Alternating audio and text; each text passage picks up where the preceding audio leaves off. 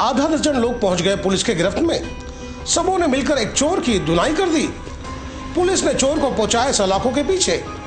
पिटाई करने वाले को भी आरोपी बनाया गया। यह मामला वासी के एपीएमसी मसाला मंडी का है, जहां दुकान में काम करने वाले युवक को दुकानदार और उनके नौकरों ने मिलकर जमकर पीट दिया। जिसकी वजह यह थी, दुकान में काम करने वाला युवक अपने मालिक से तनख्वाह ले रहा था, पर साथ ही वह दुकान में सेंधमारी भी कर रहा था।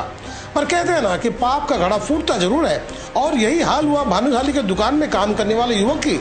जब वो पकड़ा गया तब दुकान के मालिक ने दुकान में रखे गए स्टॉक चेक किया, तब उन्हें ज्ञात हुआ कि चींटी बनकर चोरी करने वाला शख्स 25 किलो से ज्यादा इलायची गायब कर चुका था।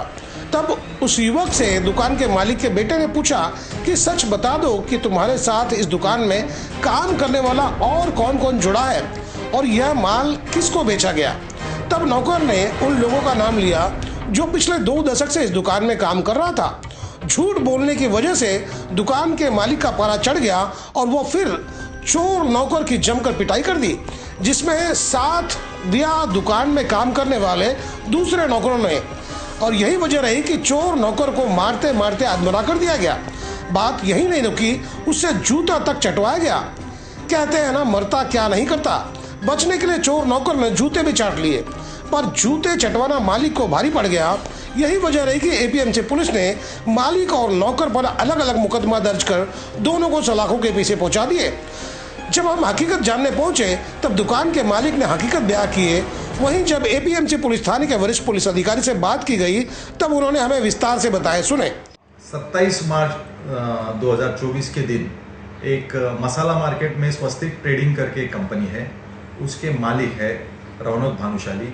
वो पुलिस स्टेशन में आए थे। उनके साथ उनके दुकान में काम करने वाले एक नौकर है राकेश पटेल, उनको वो लेके आए थे। और उनकी तकरार थी कि उस नौकर को 2 महीने पहले काम पे रखा गया था और उसने उनके दुकान से 23 किलो जो इलायची होती है उसकी चोरी की है, ऐसी उनकी तकरार थी। जब पूछताछ की गई इस मामले में तो जानकारी मिली कि उस जो नौकर था उसको भी बुरी तरह से चोटें लगी हुई है और वो घायल है।